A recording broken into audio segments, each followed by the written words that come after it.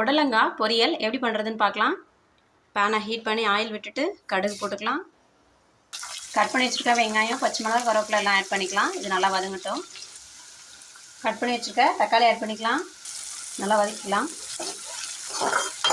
லைட்டாக உப்பு போட்டுக்கோங்க.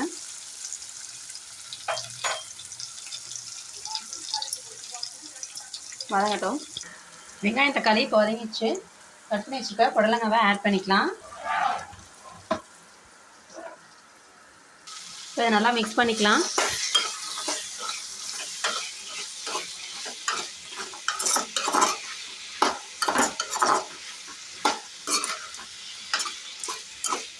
இது நல்லா எண்ணெயிலே வதக்குங்க, தண்ணி விடாமல் வதக்குங்க. தண்ணி விட்டால் டேஸ்ட் மாறிடும்.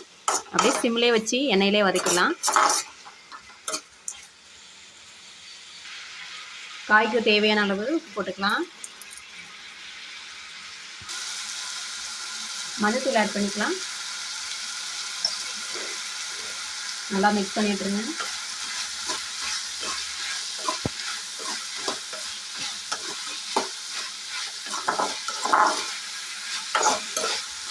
இதை மூடி போட்டு வேக வச்சிடலாம்.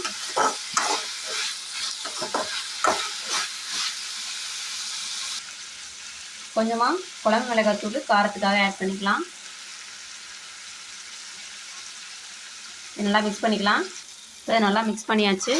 இப்போ இது ஒரு 2 மினிட்ஸ் மூடி போட்டு அப்படியே வேக வச்சுருங்க. வெந்ததுக்கு அப்புறம் எப்படி இருக்குன்னு பார்க்கலாம். அவ்வளோதாங்க, புடலங்காய் வெந்து ரெடி ஆயிடுச்சு. நீங்களும் ட்ரை பண்ணிவிட்டு எப்படி இருக்குன்னு கமெண்ட்டில் சொல்லுங்கள். தேங்க்யூ ஃபார் வாட்சிங் my video. Please subscribe my channel.